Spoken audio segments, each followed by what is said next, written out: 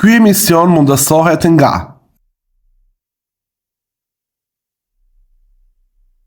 Shëndetje Xhelal. Shëndetje vetë. Si e? Mirë, faleminderit, si e ti? Mirë, që 106 javë pa analist, edhe tash 170 javë me analist. Mund ta paramendesh. Është në rekord. Sh- Dhe nuk është puna se analistët nuk shkojnë në emisione, Po, analistët shkojnë, po problemi është politikanët ose zyrtarët, funksionarët e cilët në emisione, kështu që vërtet është një numër kështu impresiv. faleminderit. Politikanët në kohë të fundit kanë nisë vetë kërkojnë. Thinë, shkaku i asaj se vë duket interesant edhe njerëzit i shohin më shumë në këtë emision se sa në emisione tjera. Kam përshtypjen, unë e kam ndjek emisionet dhe kam përshtypjen se harrojnë se janë kështu në emision, Po, edhe mendojnë se janë vetur edhe ma flasin ma Malishëm edhe shpesh edhe ka bëjnë. Si e? Mirë. Si është skena politike prej këndit të një analisti të ekspertit të politikës? Skena politike është mendoj se është më e qartë se sa ka qenë më përpara. Okej. Dhe shoh pak me pozitivitet, me optimizëm. Shkak se ne kishim më herët 5-6 parti ose më shumë, kishim kakofoni politike, nuk merrej vesh kush për çfarë angazhohet. Tani e shoh që ka dy grupime kryesore politike, konsolidohen ato grupime politike, pra janë poshte, dalin parti, futen tjera, po ka prap dy boshte, edhe kur ka dy boshte politike janë si ato rrotët e biçikletës, pra që pa u rrotullu njëna nuk mund të ecë biçikletë. Mendoj se është më mirë se sa ka qenë. Për njerëzit po edhe për partitë më let, se tash e din sakt kush ku ja bën like, domethënë është me atërsme.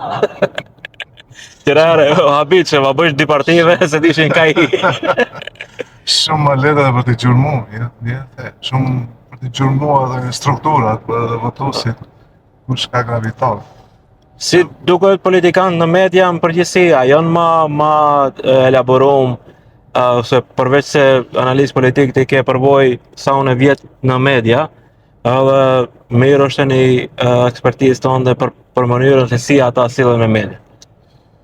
Mendoj se ka një zhvillim, një kapacim kështu ma të madh kur bëhet fjalë për paraqitjen e atyre në media. Unë e mbaj mend edhe 99 ose 2000, fillimin e viteve 2000-ta, ku nuk ka pasur asnjë qendër koordinimi midis funksionarët një partie politike. Pra, para ditën njëri në incizon dhe thot diçka tjetër, pastaj nga e njëjta parti Tjetëri me qendrën tjetër. Se kemi pasur parti që kanë qenë totalisht të mbyllura, se kanë pasur idenë e komunikimit me publik, as deklaratë s'ke mund të marrësh, se shumë rëndë ke mund të marrësh deklaratë. Tani ka një shoh që edhe i shfrytëzojnë këta mundësitë që i jep zhvillimit teknologjik. Ke për çdo ditë ke edhe deklarata, ke edhe Reelsa edhe videoshkot. Ke edhe kështu kontesa që nuk i publikojnë në webfaqe, por i publikojnë në rrjetet sociale. Ke edhe platforma në X ku politikanët aty më shpreh qëndrimet e tyre. Kështu që është një peizazh komplet tjetër se siç ka qenë më parë. Edhe kanë nisë partitë politike ta kuptojnë se në fakt ata janë ajo që paraqiten në komunikimin publik, e jo ato që realisht janë. Pra mund që janë shumë mirë, por nëse paraqitjen komunikimi me publikun e kanë gabuar, ato dalin shumë të qitë e anasjellës. Dhe mendoj se këtë mësime. Mendoj se kjo anasjellës është më e theksuar. Ajo po shkak se qëllimi edhe i PR-it është se PR-i për ta nxjerrë mirë normalisht. Industria e PR-it vjen sipërfaqe kur një politikan të keq nxjerr mirë. Mirë që janë mësu, se pak më interesant është bëhë kohëve fundit. Po, ka edhe gjenerata të reja të politikanëve që edhe kanë sjellje dinamik pak më ndryshe në skenën politike. Po ajo që unë e shoh si trend është se edhe për shkak të zhvillimi që e folëm, nuk ka reflektim në kuptimin e aktivizimit të gjeneratave të reja për dalë për Po, jo. Çdo Na kanë lodhë njerëzit e njëjtë. çdo 4 vite duket çdo vit është 80.000 njerëz në Maqedoni marrin të drejtën e votës. Po. Që i bie diku 30.000 janë të atyre janë shqiptarë. 30.000 vota janë shumë. Gjenerata të reja që votojnë për herë të parë. Për 4 vite i bie diku te 300 më shumë mi votues të ri, për cilëve 100.000 janë duhet që janë votues shqiptarë. Tani mungesa e mund të të qasive kreativitetit, mungesa e gjetjes kanalit komunikimit në ato, ndikon në këtë rezultat që e kemi sot, që mos dalin votojnë, nuk janë të interesuar për votim. Pse nuk e tërheq kur gjo, për atë? Nuk i duket interesant realisht. Edhe politikanët si politikanë, apo edhe vetë performimi i tyre në sferën publike. Që nuk është rast në Kosovë, nuk e di se të zhvillohet më të tjerë skena politike, por e kemi në Kosovë aktivizim atashëm gjeneratave të reja që edhe në politikë, po edhe në ditën e votimit. Kemi një bjehon shumë të lartë të votimit në çdo parë zgjedhje. Që të ne kjo mungon. Tash nuk e di pse është, nuk kam bërë të një studim ku është problemi. Të ruajnë territorin prej të rive. Ose mund të për shkak se janë të paparashikueshëm. Po. Edhe nuk janë të varur. Ta merr partini sikur do me TikTok, ta merr partini. Po. Dhe mendoj se ato jetojnë në një botë krejtësisht tjetër ku ne pak më të vjetër që jemi, po edhe politikanët më të vjetër nuk kanë qasje në botën e aty. Edhe kjo krijon një hendek midis gjeneratave të reja, kam qenë gjeneratave të reja për një cikël ose për një mandat, për 4 vite, ka 80.000, dhe kemi një kategori votuesish që nuk kanë interes të votojnë, dhe kemi edhe këto që mbajnë politikën dhe që bëjnë politikën, sidomos të shqiptarët që me siguri nuk dinë çfarë ofertat japin, si të qasin që të nxisin dalin votojnë.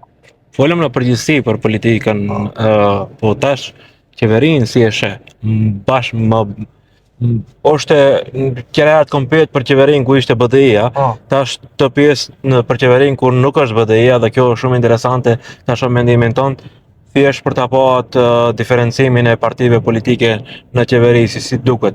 Që mbi të gjitha janë të njëjtës familje të ndara në dy shtëpia, po emrimi është i ri. Të flasim për emrimin e ri. Qeveria realisht është stabile, se me numra. Ka numrat edhe nuk rrezikohet si e tillë. Tash kemi edhe një vëmërat apo mëre që është po ashtu ka një shumicë stabile, diku 59 tash. 59 ka tash, plus 1-2 që e siguron vetë shumicën parlamentare, pra nuk mund ta kursosh vëmëron se o bëje këtë, do dalë për qeveria dhe pjerë qeveria.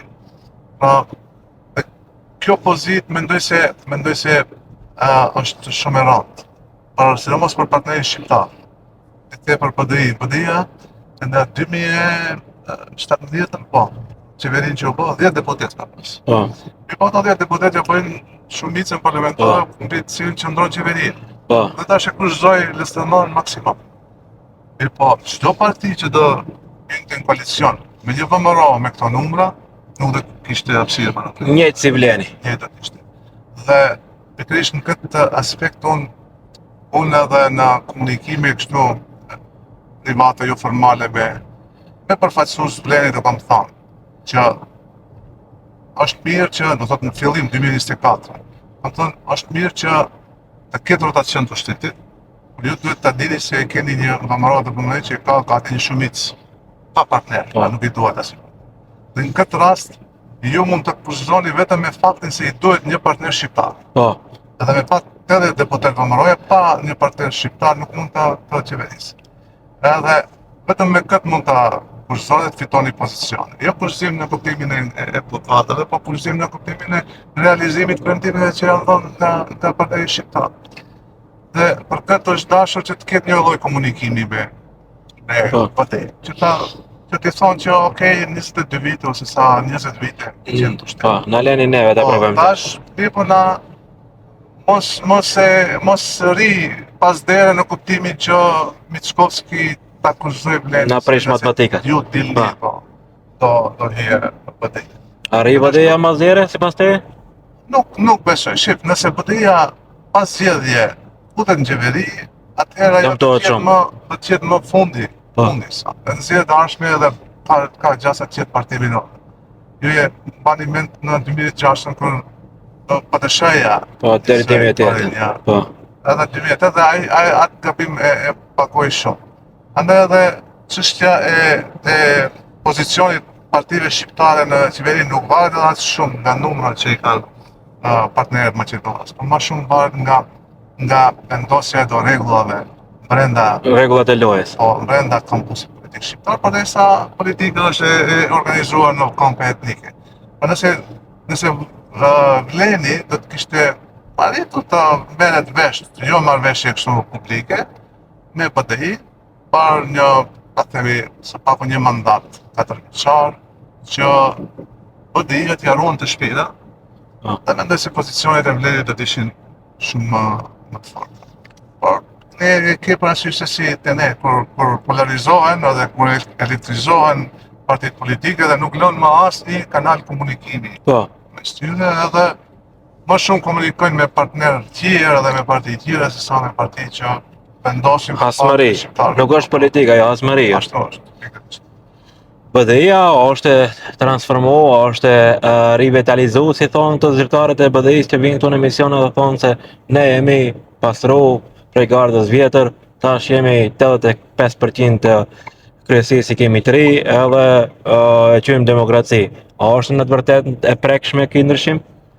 Që nëse merret si reforma, të janë bërë brenda organeve partijake edhe të kryesia e ngushtë, edhe të Këshilli i Përgjithshëm, edhe të degët janë bërë reforma. Tani, sa këto të rritë që janë zgjedhur do të arrijnë të imponojnë pozicionin dhe politikat e tyre në vendimmarrje. Sa do të arrijnë që të kenë zënë kur do vi koha që merren vendime të mëdha për partitë.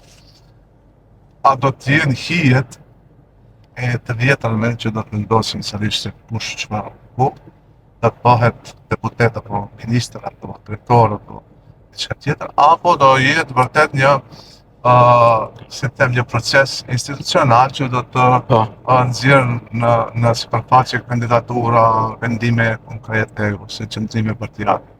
Tani, testi i parë do jetë në zgjedhjet parlamentare, qofshin rreth para poshtë ose rregullta, kur do të shifet se çfarë përbërje do të ketë BDI-ja në ato lista. Pra, do të jenë njerëz të vjetër sërish në krye, apo do të kemi një listë ose lista me njerëz krejtësisht të ri, dhe kur them krejtësisht të ri, në këtë rast nuk duhet ta nënkuptojmë se çdo emër i ri do të thotë është i mirë. Emra të ri, por mund të jetë me sjelljen aty plakut. Po, emra që kanë peshë, emra me integritet, emra me rezultate në profesionet e tjera kështu me radhë. Pra kjo do të shifet se sa BDI-ja është reformuar. Tani nëse i shohim në parlament edhe nuk jep shumë përshtypje se është reformuar 80%. Deputetët e seniorët i ka edhe ne. Ende i ka edhe seniorët, po ato edhe realisht edhe ashtu japin smaku përshtypje se bizotrojnë edhe atë procesin e vendimmarrjes në grupin parlamentar. Tash në BDI brenda ajo dihet se dominon derisa është aktiv në politikë në Zoti Ahmeti, ai dominon dhe nuk ka pasur në asnjë kongres asnjë kundërkandidat. Sa më kujtohet. Jo. Pra edhe Zoti Mexhiti që sot është bashkë. Nuk ka guxuar t'i dalë kundër. Nuk e ka sfiduar. Që derisa është ai aty, ai nuk besoj se do jetë, do të thoja, do lë vendimet në duart e tjerëve, për shkak se të tjerët do të presin nga ai që të marrë vendimet. Por, megjithatë, në listat e për kandidat prapë do të shifet serioziteti i reformës. Po, nëse reforma ka rezultat. Si ju mund të bani reforma, mund të ndrojnë edhe 100% të njerëzve, po nëse politikat janë të njëjta, nëse deputetet janë të njëjtë. Një deputet ka 5 mandate, që sa 2200 drejt tash, ka sa i bie 5 mandate, po. Në BDI është rënd deportesh, ama është rënd edhe të qesë. Ju mund dalë. Në vakt të qesë, janë zë për dalë, me dash vetë del. Zgjedhjet në Bervenic është një test para zgjedhjeve të parakohshme parlamentare kur do të jenë. Sa e shohim në partitë politike, vleni ende kalkulon, BDI-ja ka ndjerë kandidat, thjesht duhet një mendim i jot se a do të kishte mund që shqiptarët të shkojnë me një kandidat të përbashkët? Mendoj se nëse nuk shkojnë ato, dhe nëse e marrin parlament garën për Bervenic, nëse shkojnë me 2 kandidat, sërish dalin fitues. Për shkak se njëri prej tyre do të dalë të shkojnë në raundën e dytë, edhe do e fitojnë raundën e dytë, për shkak se edhe mes pas, edhe mes patë marrëveshje midis partive, raundën e dytë, shqiptarët votojnë për shqiptarin, maqedonasit për maqedonasin, me disa përjashtim. Mirë pa unë kam përshtypjen se nuk kanë interes, nuk e di çfarë loje duhet, por edhe në rastin e Kosovës, edhe në rastin e Bervenicës, si duket nuk ka pasur interes nga partitë politike shqiptare. Mendoj se është pazar me gjitha. Mund të jetë edhe pazar me pamërotë, po më ne, për çfarë interesash e për çfarë arsyesh edhe unë nuk e di, por edhe në Kosovë vërejt se nuk kishte mobilizim të strukturave, votuesve që fitohet ajo komunë. Edhe në Bervenic njëjtë shembull e kemi rastin e kandidatit që kishte një lloj ambicie që fitojë zgjedhjet, por që mes fushatës pastaj u braktisën nga dita partitë politike. Nuk shoh edhe kësaj radhe nuk shoh që ka ndonjë interes që partitë shqiptare ta fitojnë. Më bën përshtypje se shumë është duke ecë fushata e Shokatër, domethënë në zonë nuk dëgjohet për Bervenica. Para një vjet e gjysë ishte të kryeteme Maqedonisë. Realisht mund të jetë edhe ai aspekti, do të thoya etik i për shkak të vdekjes? Po. Se ka një ndërprerje të mandatit realisht tragjike normale. Atë mandat të fitoi Vëmërojna. Mund të kësaj të interpretohet. Mirë po, në 2025 pa qartë se asnjëri të bordë nuk kishte interes as për Bervenicën as për Çokë. Mund çashkën, mund ka patë një pazar për çashkën. Po, çashka sipas gjitha gjasave, domethënë sipas informacioneve që i kam, është me territor një ndër komunat e para në Maqedoni. Më të mëdha. Edhe më vjen keq se nuk ka interes, fakt veç për një vjet ka pas interes të shqiptarët, duke pas parasysh se hapësirë shumë e madhe është. Po mbi të gjitha shpresoj se ta ruajnë si komunë. Tash të shkojmë te ekonomia, se edhe partitë politike, edhe mendimi jonë, edhe krejt funksionimi i jetës publike rrethohet te paret, dhe në ekonomia e shtetit si duket, se mbi të gjitha nuk mund të flasim për politikë nëse kemi barkun bosh. Shqip ekonomia në përdit edhe deklarata publike, ishte një ministër që tha se Lëretini tha se arka jonë është bosh, pastaj kemi edhe problem me vonesat e pensioneve. Këtë muaj çështje sociale, po. Ishte para kohë lëshuar me disa nga disa banka. Ai ka problem shteti, jo që është mungesë e grumbullimit të atimit, për shkak se nga informacionet që kam më lidhet mirë. Më mirë se sa që ka qenë më herët. Po çështja është projektet infrastrukturore, borxhet e trashëguara. Ashtu, sidomos koridoritet, po ashtu pjesa e rrugës që u financua me kredi kineze, po ashtu ajo pjesë është goxha e ka kostot lartë. Dhe pikërisht në këtë pjesë buxheti që në start 500-600 milion euro alokohen në këto projekte. Dhe tash kemi ne të deficitin ose mungesën e parave në buxhet rekorde që do njëre ka pas. Zakonisht ka pas deficit 300 milion euro dhe 300 milion euro janë gjetur shumë kollaj nëpër bankë, Deutsche Bank, nga kreditorë të ndryshëm. Por tash është mbi 600 milion, të cilë është diku 900 milion është deficiti. Që është rënë të gjenerat e parë. Nëse vazhdon kështu, e kam përshtypjen se do ta shesim shtetin për hekër brenda 5 vjetëve.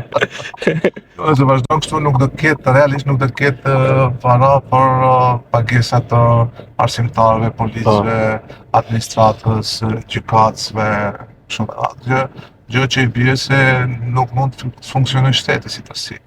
Unë mendoj se për këtë arsye edhe do ketë një kompromis me Bullgarinë për shkak se Na duhen paret e BE-s, shumë e thjeshtë. Shumë banka janë banka të cilat kontrollohen nga Gjermania, Franca, Britania e Madhe, ose janë fonde përbashkëta, që mund ta ndihmojnë shtetin në kuptimin e përmbushjes së mungesës në buxhet për të realizuar planet ose projekcionet për vitin e ardhshëm. Për atë arsye mendoj se do duhet të bëhet diçka në kuptimin e përmbushjes së obligimeve nga propozimi francez, me qëllim që Bashkimi Evropian të jetë më fleksibil në raport me Maqedoninë dhe hap qesën për Maqedoninë e Veriut. Zotin Bickovski. Ja, pesa ta ka për Maqedoninë. Në të kundërtën nuk besoj se ka një zgjidhje tjetër.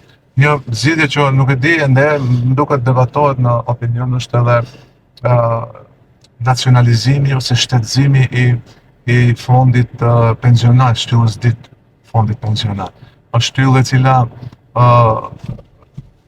mbushet nga gjithë qytetarët që paguajnë kontribute, se shtylla e parë është obligative, shtylla e dytë është fondi menaxhohet nga disa banka, që të marrë leje për të menaxhuar ato fonde, dhe diku është 2 miliard është ai fondi bazik, mirë po që është rritur në 3 miliard e gjys euro, për shkak se bankat nuk i mbajnë ato fondin vetëm në banka, po investojnë në aksione, në fonde të ndryshme, dhe kështu që e kanë rritur atë fond të shtyllës dytë, dhe tani kishte ide që atë fond ta nacionalizoj qeveria, gjë që shkaktoi reagime të mëdha, edhe pse ishte ide fillestare. Tani si do të gjendet, a do të ketë një hua tjetër që mund të marrë nga një shtet tjetër? Nga Turqia, shembull ose mund. Po ishin ato mohabetet edhe Anglia, ishte si shembull në punën e refugjatëve. Anglia nuk do. Do të kemi një qëndrim edhe të Anglisë në këtë drejtim që pa ndryshimin kushtetuese nuk i rrezikojnë paret. Për shkak se edhe 5 miliard fund do duket ishin. Që edhe ajo pjesë që unë shkruaj marrëveshje me Anglinë, edhe ajo pjesë nuk është duke u realizuar pikërisht për shkak të ngecës vendit në rrugën drejt integrimit në Bashkimin Evropian. Dhe kjo ngecje është një minus i madh për Evropën, Anglinë dhe perëndimin përgjithësi, por që krijon hapësirë të penetrimit të lindjes të Kinës, të Rusisë nëpërmjet Serbisë e kështu me radhë. Shumë është interesant se e bëj këtë pyetje për njerëz që mendoj se kanë mendje të kthellë dhe të pandikume, rreth asaj se ku e sheh Maqedoninë në vitin 2030, për shkak se njerëzit duan ta dinë të ardhmen që të jenë të sigurta dhe këtë ardhmë mund ta sigurojnë nëpërmjet burimeve të ndryshme apo mendimeve të ndryshme që vijnë këtu ose në ndonjë emision tjetër. Ku e sheh Maqedoninë në 2030? 2030 nuk është shumë larg. Po. Është pas 4 viteve. Një mandat. Një mandat. Unë mendoj, edhe pse ka shumë pengesa dhe parashihen shumë pengesa në këtë rrugtim, unë mendoj se ose do të jetë ndarje e Bashkimit Evropian ose do të jetë në shumë afër në pranë antarësimit. Në pritore. Po, dhe kjo të qenë shumë afër është më shumë se gjysma e integrimit në Bashkimin Evropian. Jo veç nëse ka raste të shkonin në Malzi dhe ta shihnin se si funksionon ai shtet i vogël, 600.000 banorësh. Nga një shtet mafios me tregti cigaresh, droge, me gazinoje, me oligarkët ruse që e kemi parë pra në 20 vitësh, sot Malizi nuk ka asnjë dallim me shtetet evropiane, edhe në kuptimin e funksionimit të institucioneve, por në kuptimin e zhvillimit përditshëm ekonomik që e ka ishte. Edhe hapërimi i BE-s. Edhe unë mendoj se Maqedonia e Veriut do ecë përpara, dhe tani në verzioni më i mirë është që të jemi pjesë e Bashkimit Evropian, shkak se në atë rast do të ishte përmbushje një qëllimi strategjik të vendit dhe hapje shumë mundësive për të rinjtë, për njerëzit, për profesionistët që të lëvizin në një 300-500 milionë së është Bashkimi Evropian. Por edhe nëse nuk do të jetë pjesë e BE-s, do të jetë e integruar qësërisht me atë planin e ri të komercit, që të jetë një me këste, një antarësim me këste, me pjesë. I përmbush me një kapitull ato standardet dhe kriteriumet. Me hapa. Po, me hapa, aty bëhet pjesë. Shumë në politikën e jashtme, Maqedonia mund, për shkak se 100% është e harmonizuar me BE, mund edhe të marrë pjesë në ato mbledhje kursi dhe vendimet. Mund të mos votoj, por të marrë pjesë. Po, pa të rritë vota. Në tregun e përbashkët ekonomik, do të ishte një përparësi shumë e madhe për kompanitë, për shkak se tash paguajnë dogana, kam pengesa, ju shihni këto kamionxhit, këto që vozisin që bëjnë protesta. Po, që bëjnë protesta për shkak se kanë probleme të funksionit burokratike. Pa mendoni kompani çfarë probleme kanë që eksportojnë mallra atje, sa humbje. Po. Por ata mendoj se 2030 do të jetë, megjithatë do të jetë shumë më mirë se sa që është tash. Ju mund ta paramendoni si ishte edhe në Uzim, edhe në çdo fshat, ose merre edhe Tetovën, merre edhe çdo Maqedoninë përgjithësi ku ishte para 10 viteve dhe ku është tash. Pra ka një zhvillim konstant. Normal nuk është i mjaftueshëm për shkak se ne kërkojmë zgjidhjen me njëherë probleme. Mirë, po ka një zhvillim konstant. Pra nuk është i hofshëm, por është i vazhdueshëm si zhvillim dhe mendoj se ky zhvillim do të vazhdojë. Aq më shumë kur ka edhe gjenerata të reja që dalin dhe ato nuk janë si gjeneratat tona ku Vara për shteti, po. Ne kemi pasur me kuptim të presim. Janë gjeneratat që janë shumë pragmatik. Duhet një punë ta bëjnë edhe e bëjnë. Duhet një punë të kryet edhe kërkojnë të kryet.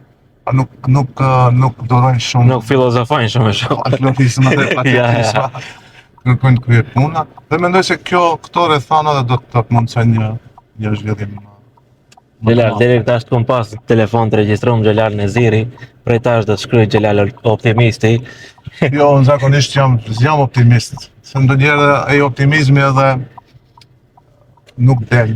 Realiteti dënjën demantoni, po më mirë është të jemi optimist, për shkak se edhe kur je optimist, ndodhen diçka.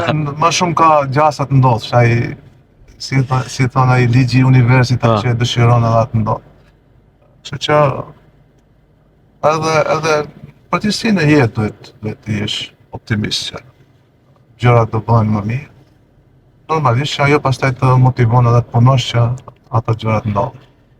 Që 35 vjet janë të më thonë se të bëhet më mirë se sa të bo. Për fund, se përderisa realizohet emisioni në vetur, kemi përgjithësi të përbashkët ndaj njerëzve që na ndjekin, të tregojmë se si të vozitet më mirë dhe tregojmë një gabim që të ka ndodhur në gjatë vozitjes, edhe e ke dënu, e ke pagu edhe më nuk e përsërit. Realisht unë këtë që vozitën e mua janë e din që unë asnjëherë nuk te kaloj shpejtësinë. Sa është 120, që unë vozis 110. Rallë mbi 120 te kaloj. Nisem më herët që mos shpejtoj. Mi po nuk e di si ka rastisur puna. Tash jo, po më herët më dënoni shpesh. Nuk e di a ishte çështja te lloji i veturës. Kur shkoja në Shkup në 2007, 2005-2010, kam udhëtuar në Shkup çdo ditë për punë. Kisha një Golf 3. Edhe me siguri ai Golf 3 ishte shumë paragjikues te policia në Shkup. Edhe shpesh më dënonin për gjëra të cilat mundet të njerë kam pasur të drejt, për shkak se kam tejkaluar 10 ose 15 shpejtësi. Por ndonjëherë edhe pak kështu kanë qenë ato gjoba tendencioze. Herën e fundit më kanë dënuar në Tetov, te rruga Video Smilevski Bate, që është ajo aerodromi që shkon për nga Tetova për nga Poroj. Aty realisht kam qenë mbi 50, nuk e të shtrejuar, unë kam qenë 80, Shumë pas ke qenë. Shumë, edhe 3 muaj ma morën leje, paguava diku 300 euro Dani. dhe nga ajo periudhë nuk kam t'i kaluar shpejtësi. E mendoj se këto dënime, gjoba, janë të njerë një ndonjë e keqe Edukim. që e parandalon një të keqe tjetër shumë të madhe. Po. Edhe kjo të bën nervoz se edhe 3 muaj pa leje, po edhe 300 euro minus, po mundet se ka parandaluar ndonjë aksident ose ndonjë Gjë më të madhe. gjë më të madhe që nuk mund të rikuperohet pasi të ndonë. Dhe për ato mendoj se është më mirë që të respektojnë shenjat, se fundit makijato e aty është. Nuk do. Kishim qenë në qash popull që gjutemi ndryshe do t'i kishim punët. Faleminderit shumë për kohën. Ishte kënaqësi, edhe shpresoj se kemi ndikuar diçka pozitivisht për t'i sqaruar mendimet e njerëzve ka çështja politike. Faleminderit për ftesën dhe ndjehem kështu i privilegjuar që mbas 160 emisioneve e ke thyrë atë rregullin që të ftosh një analist, por zakonisht analistët janë si në ato quizet kush do të bëhet milioner. Po. Edhe kur je diku ngushtë, edhe atëherë e thesh shokun. Shokun. Unë e thira të lash. Faleminderit shumë. Faleminderit.